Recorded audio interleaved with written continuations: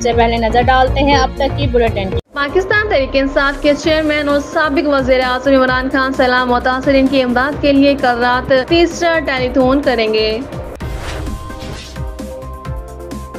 अवामी मुस्लिम league के सरबराह और साबिक वफाकी वज़ीर शेख रशीद ने कहा है कि सरदारी नवाज और फजल रहमान इलेक्शन नहीं रोक सकते।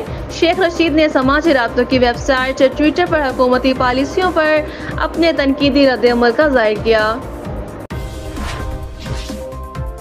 पुलिस ने शोहदाए करबला के जेलम के हवाले से सिक्योरिटी प्लान जारी कर दिया। तर्जुमान का कहना है कि अमन अमान के क़याम को यकीनी बनाया जाएगा। पुलिस तर्जुमान की जानिब से जारी सिक्योरिटी प्लान में कहा गया है कि कराची पुलिस जेलम के जुलूसों की सिक्योरिटी के लिए फ़राइज़ अंजाम दे रही है।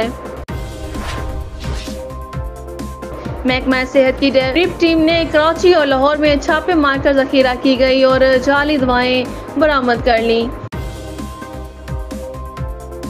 साबिक चीफ जस्टिस गिलगित बल्तिस्तान राना शमीम ने तौहीन अदालत केस में अपने बयान हल्फी में लताउल्की का इजहार कर दिया और तमाम इल्जामात वापस ले लिए हैं।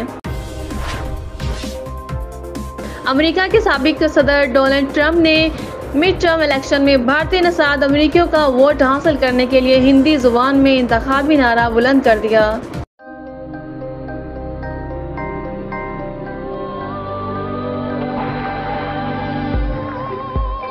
യഥാർത്ഥ ഫ്രൂട്ട്സും 100% നാച്ചുറൽ ഫ്ലേവറുകളും ചേർത്ത ഓട്ടോമേറ്റഡ് അൾട്രാ മോഡേൺ ഫാക്ടറികളിൽ കൈതൊടാതെ നിർമ്മിച്ച ലാസ ഐസ്ക്രീം.